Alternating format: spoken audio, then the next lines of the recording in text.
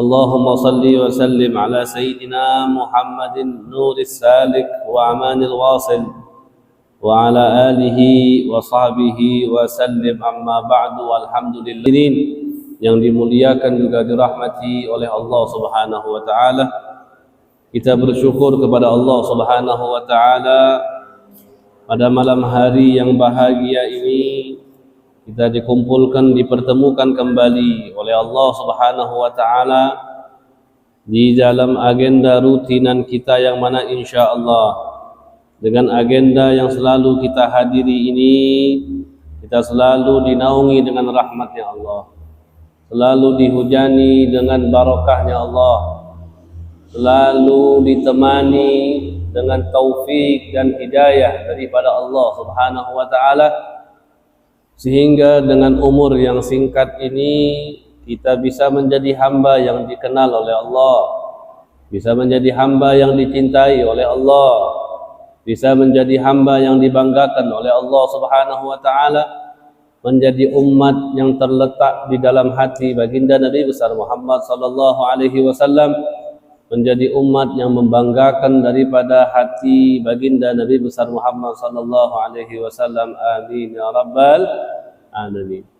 Hadirin yang dimuliakan juga dirahmati oleh Allah Subhanahu wa taala, kita melanjutkan daripada pelajaran kita di minggu yang lalu, yang mana alhamdulillah di minggu yang lalu kita sudah menyelesaikan daripada pembahasan yang mengenai tentang daripada pentingnya gerak-gerik yang ada di dalam hati kita.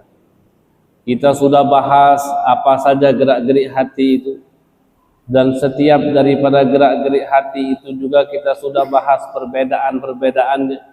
Mana gerak-gerik hati yang baik, mana gerak-gerik hati yang tidak baik, mana gerak-gerik hati yang datangnya dari Allah, mana gerak-gerik hati yang datangnya dari malaikat, mana gerak-gerik hati yang datangnya dari syaitan, mana juga gerak-gerik hati yang datangnya dari hawa nafsu. Di minggu yang lalu sudah kita jelaskan semua. Kita berharap kepada Allah Subhanahu wa taala setelah malam ini dan berikutnya kita termasuk daripada orang-orang yang dibukakan oleh Allah Subhanahu wa taala mata hatinya agar kita mengenali daripada gerak-gerik hati tersebut, sehingga kita di jalan kita ini bisa mendapatkan daripada ridha Allah Subhanahu wa taala. Hadirin yang dimuliakan oleh Allah Subhanahu wa taala, kita kemarin berhenti di dalam gerak-gerik hati yang baik yang datangnya dari syaitan. Ya. Insyaallah malam hari ini kita menyelesaikan pembahasan yang berkaitan dengan syaitan. Karena pembahasan yang ketiga, yaitu jalan yang menghalangi kita untuk mendapatkan ridha Allah, itu kan ada 4. Kita udah bahas kemarin apa? Yang pertama, dunia. Udah kita bahas. Ya. Kemudian yang kedua tentang makhluk, juga sudah kita bahas. Yang ketiga sekarang syaitan. Yang mana insyaallah malam hari ini kita selesaikan pembahasan tentang syaitan. Nanti udah selesai syaitan ini, yang keempat namanya hawa nafsu. Hawa nafsu. Dan pembahasan yang 4 rintangan ini tentunya masih panjang. Ya, mungkin masih beberapa lembar lagi, itu panjang sekali yang akan dibahas oleh Imam Ghazali. Jadi beliau bahas ini bukan hanya sekedar beliau kasih tahu saja rintangan ini bukan, tapi beliau seluk-beluknya, dalam-dalamnya, tempat masuk-masuknya juga beliau kasih tahu.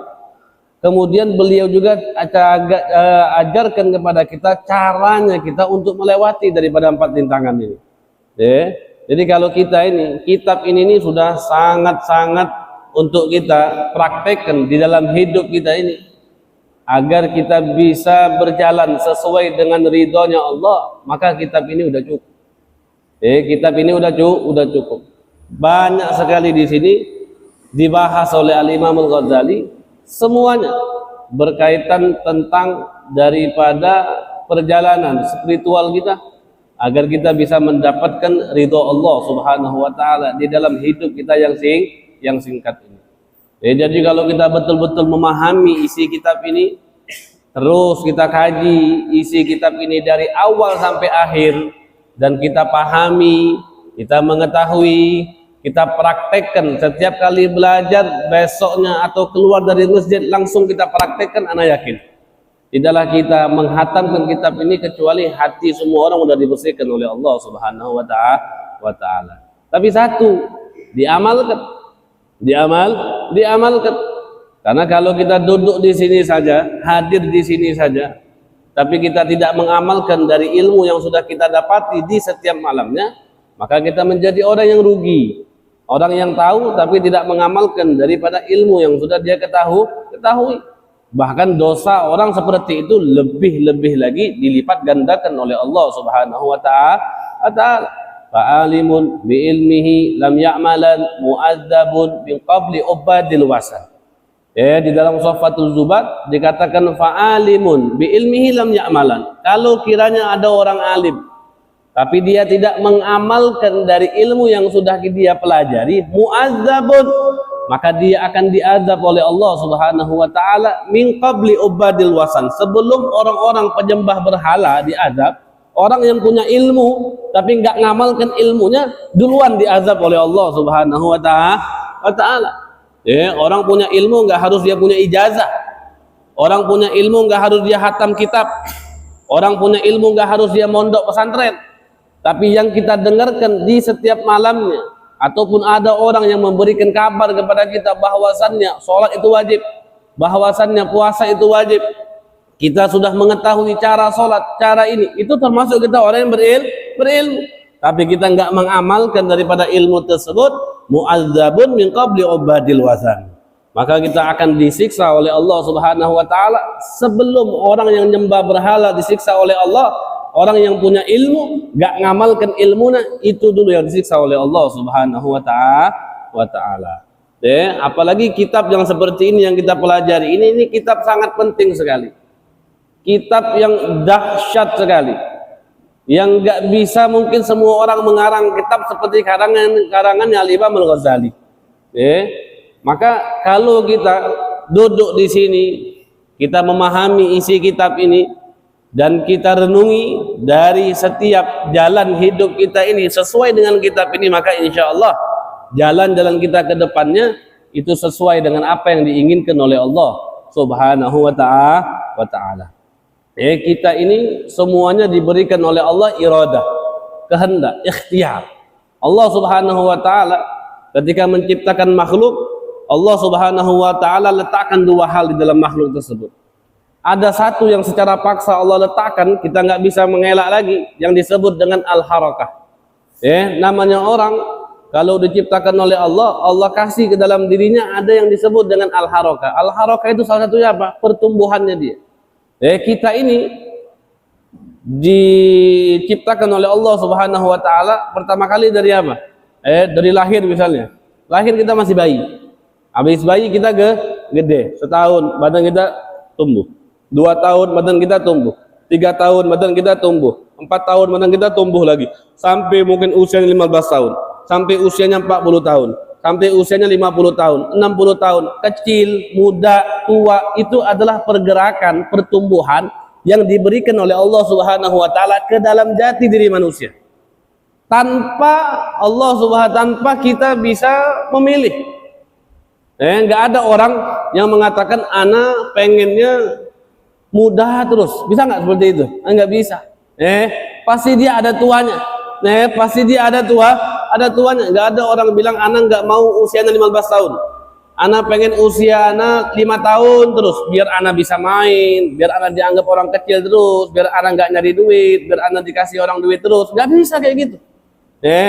Ini pertumbuhan yang seperti ini itu diberikan oleh Allah Subhanahu wa Ta'ala kepada setiap makhluk dengan paksaan. Baik itu tumbuhan, baik itu hewan, baik itu manusia. Seperti apa yang kita rasakan dalam hati, kita terkadang merasakan rasa cinta, terkadang kita rasakan rasa rindu, terkadang kita rasakan rasa takut, terkadang kita merasakan daripada emosi, marah, benci. Semua itu adalah sesuatu yang Allah berikan kepada manusia. Tanpa adanya pilihan daripada manusia tersebut. Allah berikan secara ikrah, secara paksa. Nah, ada juga yang Allah berikan kepada manusia, itu yang disebut dengan iradah, kehendak. Kehendak. Tentunya kehendak ini tidak terlepas dari kehendak Allah. Tidak terlepas dari kehendak Allah. Tapi di dalam kehendak ini Allah tidak memaksa. Kita bisa milih mau baik atau mau jahat, mau dapat pahala atau mau dapat dosa. Diibaratkan oleh Imam Ramadan Al-Buti, kehendak Allah yang melekat kepada kehendak makhluk itu seperti misalnya pembantu.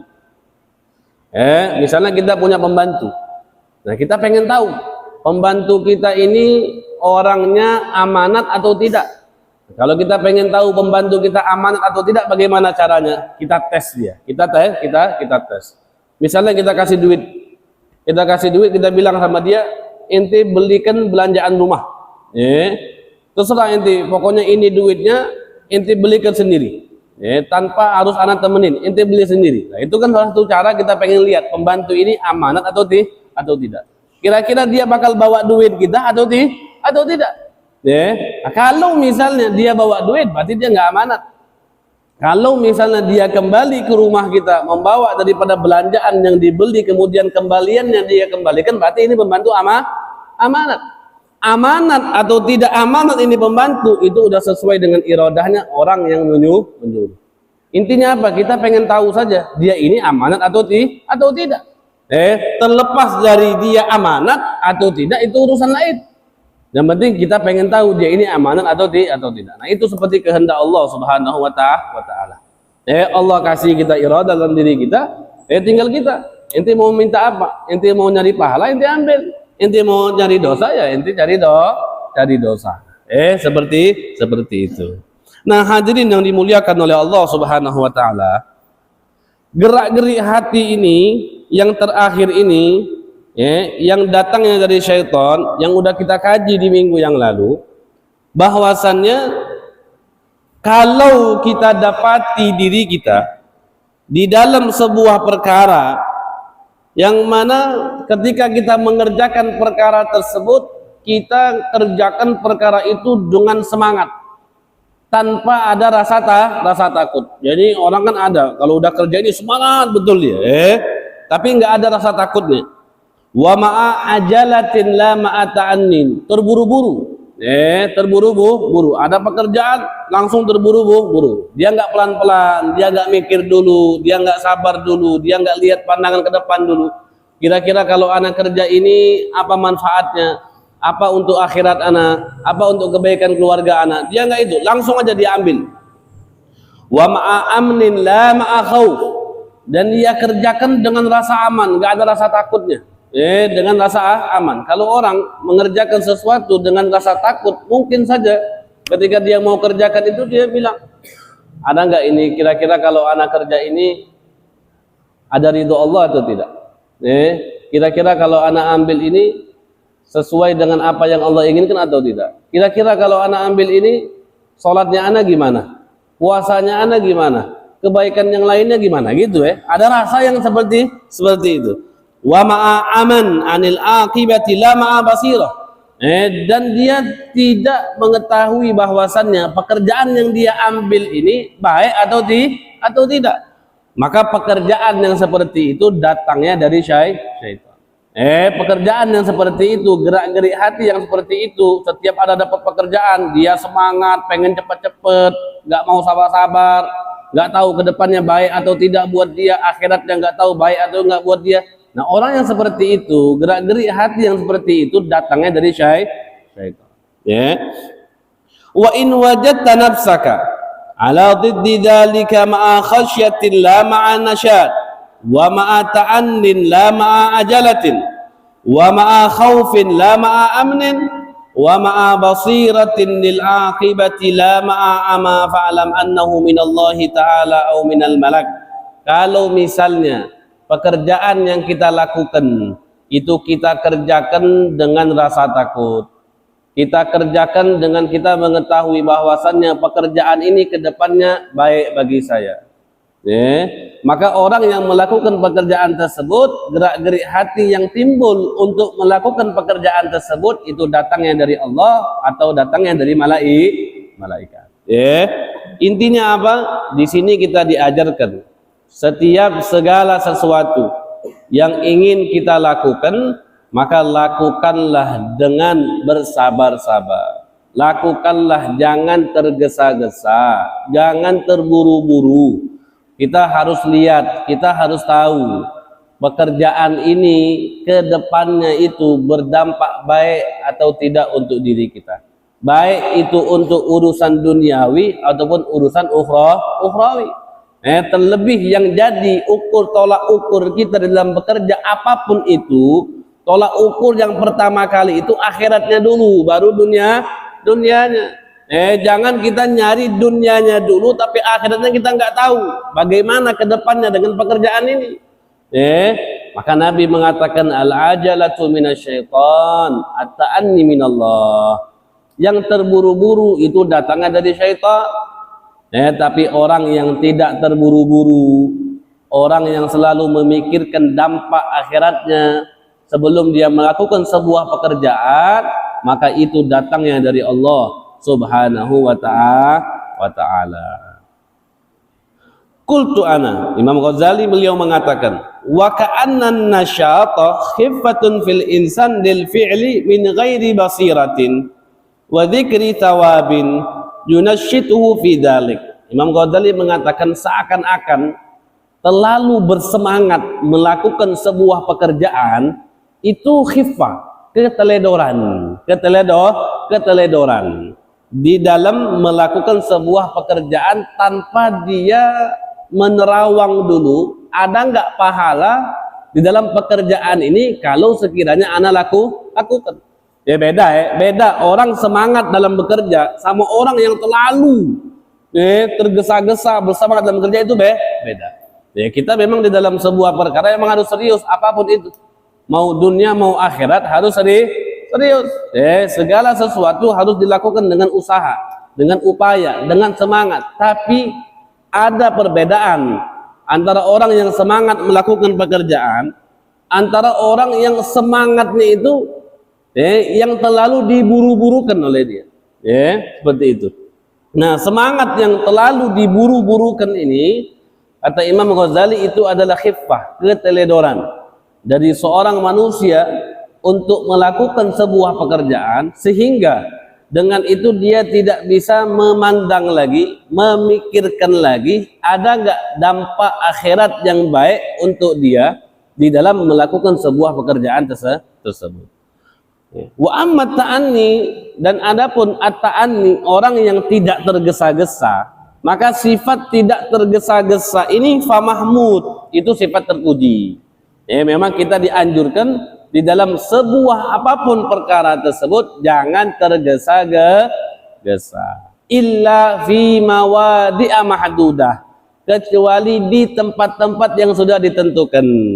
Nah, ini ada tempat-tempat nih. Nah, kalau kita kan secara global di dalam melakukan sebuah pekerjaan, kalau bisa jangan terburu-buru. Artinya apa? Kita lihat dulu dampaknya baik atau tidak untuk kita ke depan. Ada nggak rasa takut kita di dalam melakukan pekerjaan tersebut? Kalau misalnya kita sudah melihat dampak baiknya, maka langsung kita kerjakan. Nah, tidak tergesa-gesa ini adalah sifat yang terpuji kecuali di dalam beberapa hal. Di dalam beberapa hal ini memang kita dianjurkan untuk cepat. Gak usah nunggu-nunggu lagi. Memang dianjurkan cepat. Disebutkan sini apa saja. Wa dzukira fil khabar, disebutkan di dalam hadis, annan nabiyya sallallahu alaihi wasallam, bahwasannya Nabi besar Muhammad sallallahu alaihi wasallam mengatakan, al-ajalatu minasyaitan. Nabi mengatakan terburu-buru, tergesa-gesa itu datangnya dari syaitan, illa fi khamsati mawadhi'a, kecuali di 5 tempat. Di 5 tempat ini kalau tergesa-gesa bukan datangnya dari syaitan. Nah, apa saja ini? Nabi mengatakan yang pertama, tazwijil bikri idza adrakat, menikahi anak perempuan apabila sudah balik.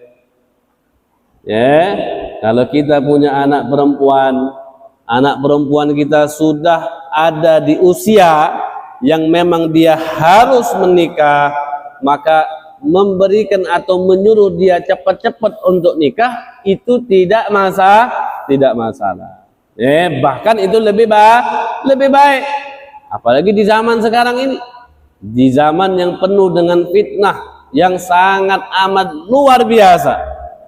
Bahkan mungkin orang di rumah saja, di dalam kamar saja, dia bisa bermaksiat kepada Allah Subhanahu wa ta'ala. Sekarang di depan kita ini penuh dengan sesuatu yang canggih-canggih. HP,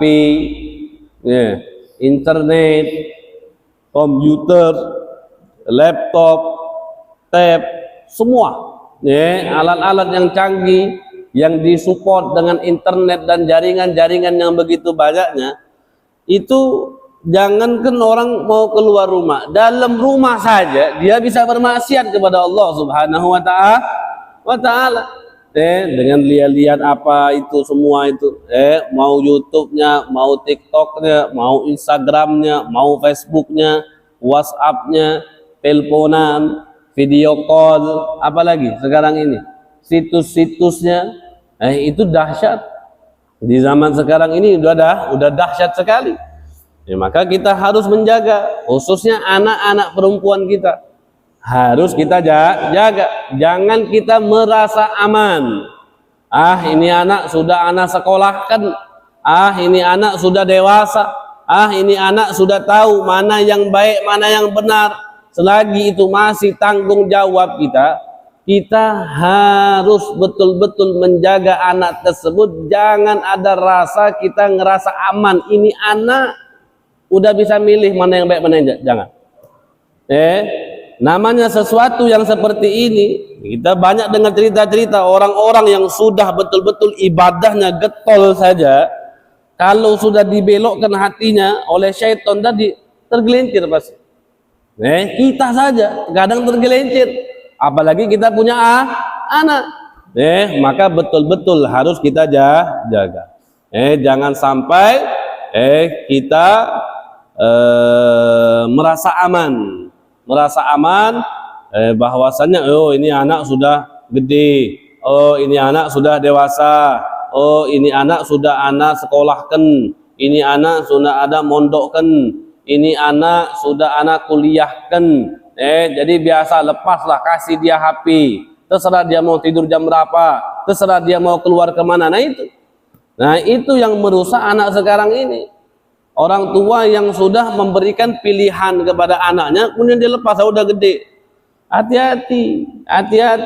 Semua yang kita remehkan sekarang ini di dunia, itu yang akan menyeret kita nanti masuk ke neraka Allah Subhanahu wa ta'ala.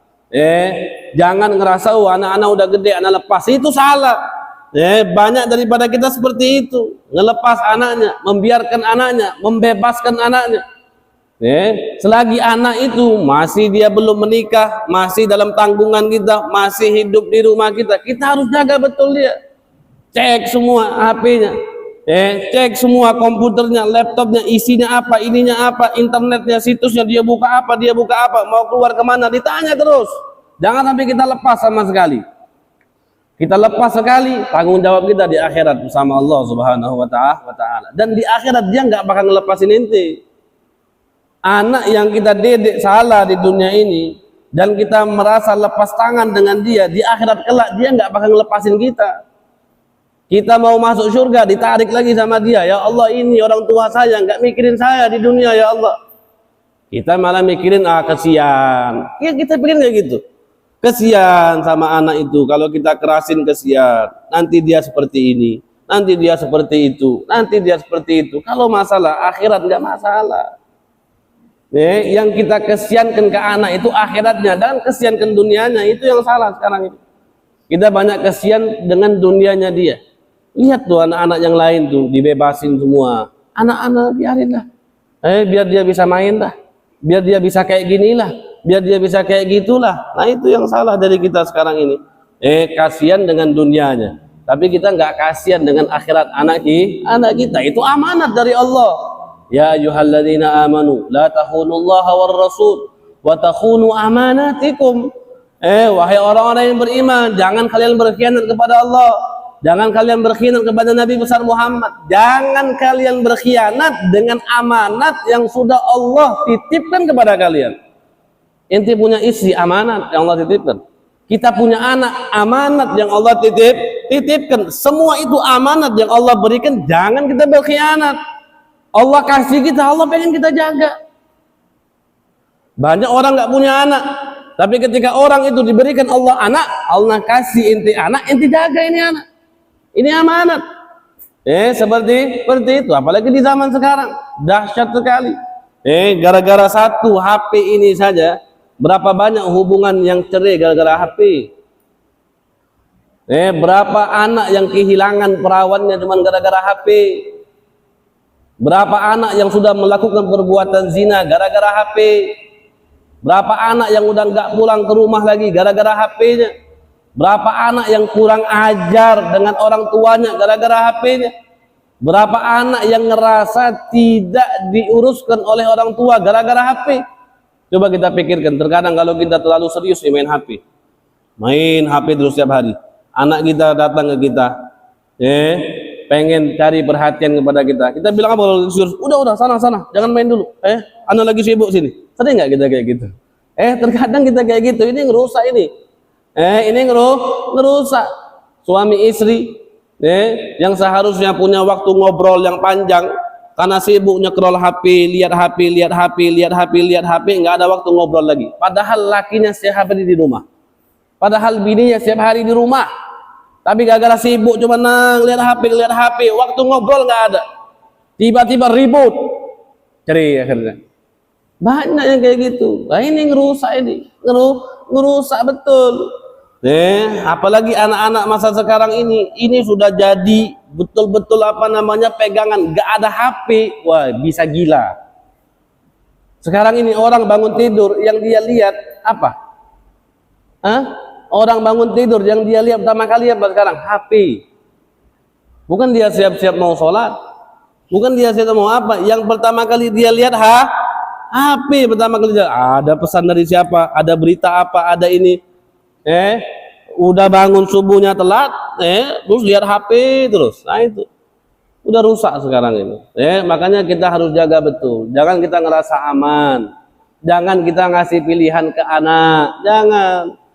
Anak-anak dia maunya ini. Ya udahlah, terserah dialah, dia maunya ini. Kalau kita ngelihat mana yang terbaik buat anak kita suruh dia ke situ lah. Kasih pilihan misalnya mana yang baik. Misalnya antara dia belajar ini sama belajar itu, mana yang baik? Kalau kita sebagai orang tua ngelihat bahwasannya anak ini bagus ya ke sini, bukan ke sini, ke situlah. Jangan kita kasih pilihan ke anak dia ke sini. Nah itu yang bikin salah nanti. Itu yang bikin salah nantinya. Kasihan kita kepada urusan dunianya dia, sehingga kita menelantarkan daripada urusan akhirat. Makanya di dalam menikahkan seorang anak, khususnya perempuan, kenapa orang tua itu diberikan hak penuh untuk menikahkan anaknya? Seorang bapak, seorang kakek, itu di dalam bahasa fikihnya, mereka itu termasuk wali mujbir. Wali mujbir itu wali apa? Wali yang boleh bagi dia untuk menikahkan putrinya yang perawan. Walaupun putrinya itu gak mengizinkan atau gak tahu, boleh bapaknya nikahkan. Selagi calon suaminya itu yang kufu, yang setara dengan perempuan itu. Kenapa boleh? Karena orang tua itu dia memilih pandangan yang lebih bagus daripada anak perempuan tadi. Pilihan bapak itu lebih bagus pastinya. Dia pasti ngelihat itu. Nih, yang mana bagus buat dia. Makanya dia mendapatkan hak mujbir untuk menikahkan putrinya. Sunnah minta izin. Sunnah, bukan wajib. Berbeda kalau anak itu udah janda. Kalau anak itu janda, maka harus minta izin. Wajib hukumnya. harus ngomong dia. Tapi kalau cuman perawan, anak perawan, sunnah kita minta izin. Dan diamnya dia, senyumnya dia, diamnya dia itu termasuk udah ngizinkan. Karena kalau orang dulu kalau udah bahas nikah malu-malu dia, mau ngomong malu. Kalau orang sekarang minta kawin, ya. Kalau perempuan dulu dia mau ngomong masa pernikahan malu. Ya, kalau sekarang sebelum orang tuanya ngomong kawin, udah ceweknya dulu minta kawin, nunjuk pula lakinya yang mana. Nah itu tadi. Nih, dan orang-orang dulu itu cara mereka nyarikan anak putrinya mereka yang cari. Enggak harus mereka nunggu di rumah. Oh gimana ini ya, nunggu sampai anaknya usia berapa? Enggak, dia nggak nunggu, dia nyari. Kalau misalnya di tempat tersebut ada laki-laki yang baik, ada laki-laki yang soleh menurut pandangan dia, dia datangin, dia tawarkan putrinya. Ini anak punya putri, mau tidak? Mau, kawin, selesai. Seperti itu. Intinya jaga, intinya dijaga. Kita punya anak dijaga, itu amanat yang Allah titipkan untuk kita. Jangan ada rasa kita kasihan kalau urusan dunia. Yang kita pentingkan urusan akhirat untuk anak.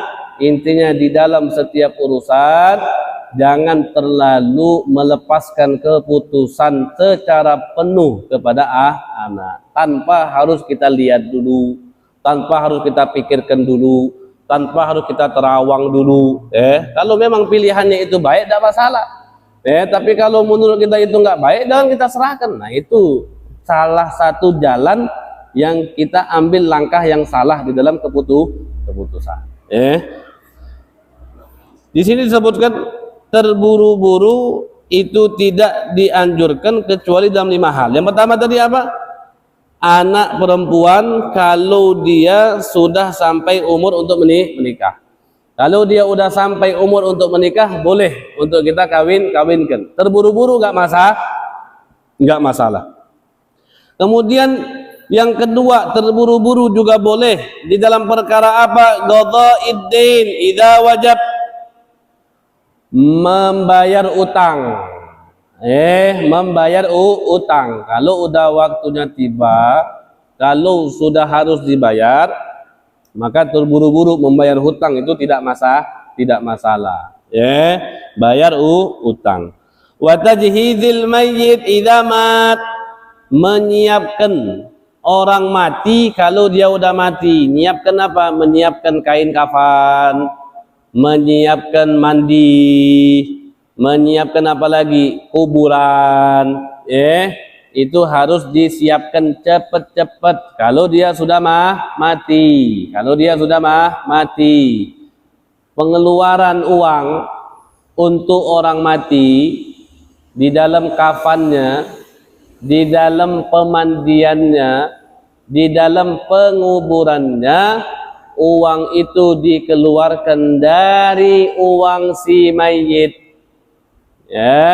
Uang itu dikeluarkan dari uang mana? Dari uang mayit. Dari uang mayit. Karena sebelum orang itu dibagi duitnya untuk warisan, ada beberapa hal yang harus dikeluarkan dari uang si mayit. Semisal ada zakat yang belum dia bayar, harus dikeluarkan dulu. Kemudian kain kafan, kalau dia mati siapkan kain kafannya, siapkan upah untuk nguburnya, siapkan upah untuk mandinya misalnya, keluarkan. Kemudian kalau dia punya utang, utangnya dibayar dulu. Kemudian kalau dia punya wasiat, wasiatnya ditunaikan dulu, baru setelah itu bagi waris.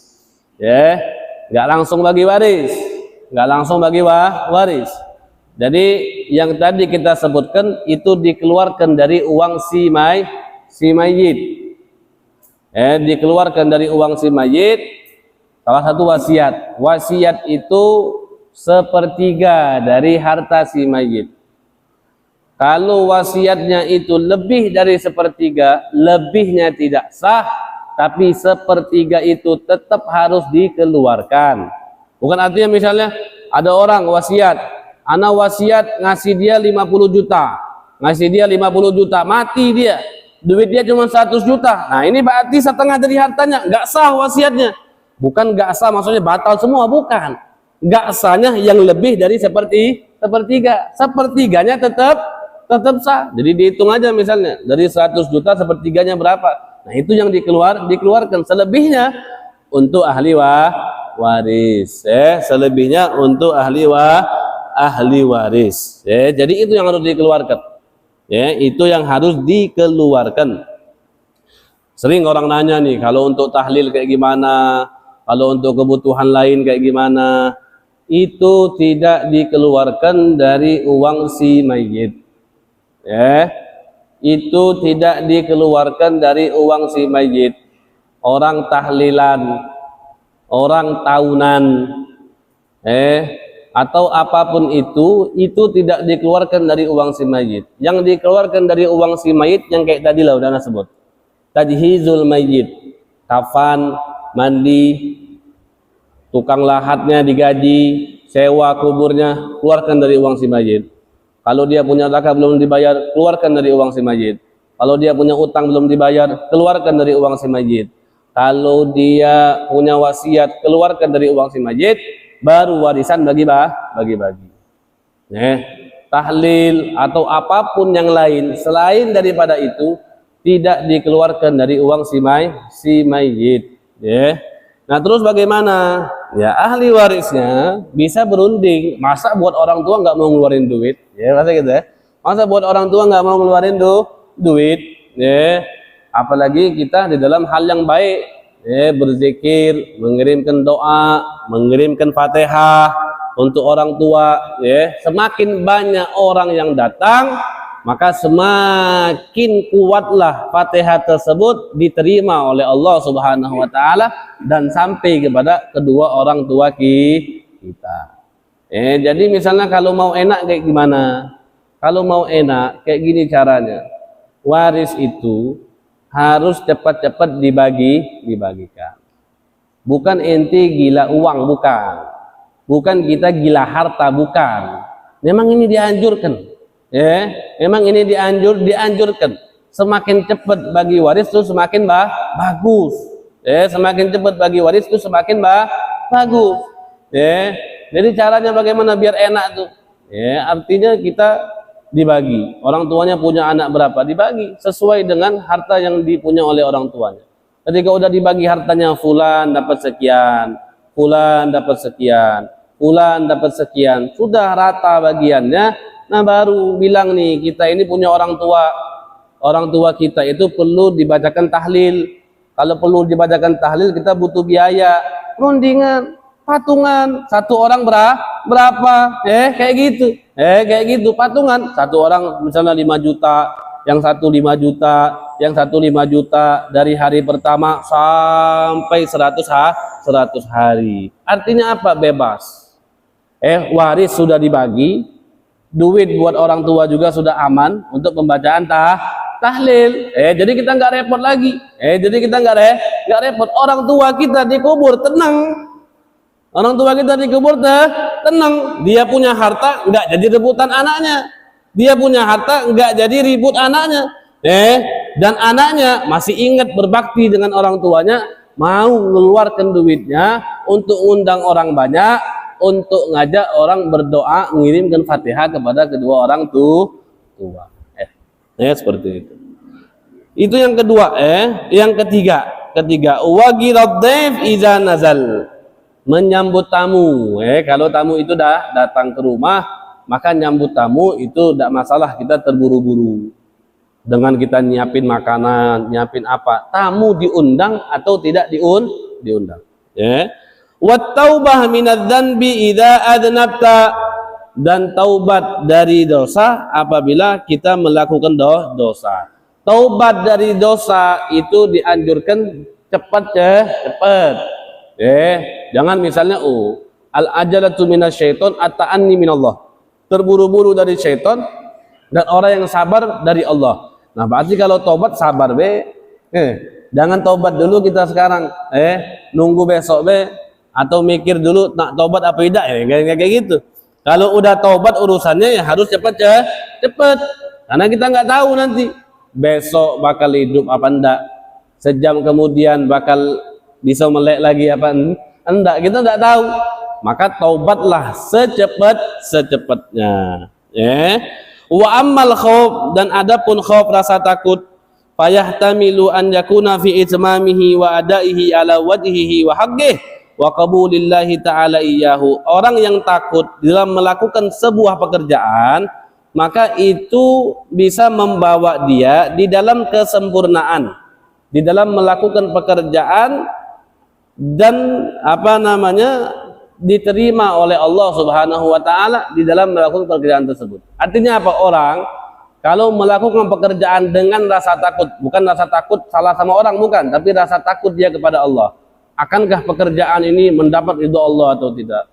Akankah pekerjaan ini bisa mengusik hubungan ana sama Allah atau tidak? Akankah pekerjaan ini bisa menyibukkan antara ana dengan Allah atau tidak? Nah, rasa takut yang seperti itu, nah itu insya Allah akan menyebabkan seseorang itu di dalam melakukan pekerjaannya dia akan sempurna. Takut bagus apa enggak, takut ini atau enggak, takut rapi atau enggak, seperti itu. Bukan orang yang terburu-buru. Wa amma basaratul aqibati fa bi an yatabassar wa yatayaqqan annahu rusydun wa khair wa yahtamilu an yakuna li ru'yati thawabi fil 'uqba wa raja'ihi fa'lam dzalika muwaffaqa. Dan orang yang mengetahui akibat akan pekerjaan yang dia lakukan, bahwasannya itu baik atau jelek, maka itu bisa lebih mendapatkan daripada pahala daripada Allah Subhanahu wa taala. Fa'lam dzalika muwaffaqa. Fa hadhihi jumlatul fusul as-salasah allati lazimatka ma'rifatuha fi faslil khawatir. Far'aha haqqaha. Imam Ghazali di akhir mengatakan, maka ini adalah jumlah daripada 3 fasal yang sudah kita bahas. 3 fasal yang sudah kita bahas tadi tentang khawatir, tentang gerak-gerik hati tadi. Perbedaannya kan, gerak-gerik hati tadi ada 4. Gerak-gerik hati datang dari Allah, gerak-gerik hati datang dari malaikat, gerak-gerik hati datang dari syaitan, gerak-gerik hati datang dari hawa nafsu. Nah, 4 ini ada yang baik, ada yang jelek. Perbedaannya udah diperincikan. Ada perbedaan secara global. Mana yang baik, mana yang jelek udah kita bahas. Ada perbedaan secara mana yang jelek yang datangnya dari Allah, yang jelek yang datangnya dari hawa nafsu, yang jelek yang datangnya dari syaitan. Udah kita bahas. Itu yang kedua. Yang ketiga, perbedaan gerak-gerik hati yang baik, yang datangnya dari Allah, yang datangnya dari malaikat, yang datangnya dari syaitan, itu juga semua sudah kita bahas. Maka kata Imam Ghazali, far'aha haqqaha, jaga ini. Kalau kita udah tahu, kita jaga. Kita jaga. Wa am'inin nazara fiha mastata', dan perhatikan selalu selagi kita bisa. Fa innaha minal ulumil latifah, karena masalah gerak-gerik hati ini itu termasuk daripada ilmu-ilmu yang terperinci, ilmu-ilmu yang mendalam. Kalau orang cuman belajar sekali nggak mungkin paham dia. Kalau orang tanpa belajar nggak mungkin paham dia. Maka ini termasuk ilmu-ilmu yang mendalam. Maka kalau kita udah tahu, kita jaga. Kalau kita udah tahu, kita ulangi lagi. Kalau kita udah tahu, kita perhatikan terus. Di setiap gerak-gerik yang muncul dalam hati ini terus kita perhatikan. Wal asrari syarifah fi hadzal bab wallahul muwaffiq bi fadlihi. Wa amma faslul khiyal wal muhada'at minasyaitan, ini nanti kita akan bahas sekali lagi tentang tipu daya yang datangnya dari syaitan. Intinya nanti syaitan itu bakal ngajak kita kepada 7 hal.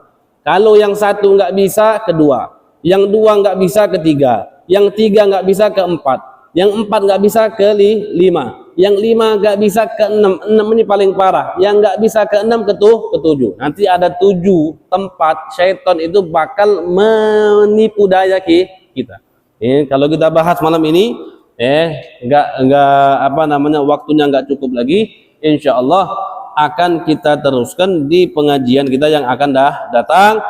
Sekali lagi, masalah gerak-gerik hati yang sudah kita pelajari ini mohon terus diulangi, mohon terus dijaga, mohon terus diperhatikan karena itu sangatlah penting yang insya Allah bisa menjaga nanti tujuan kita apakah betul-betul karena Allah atau karena yang lain.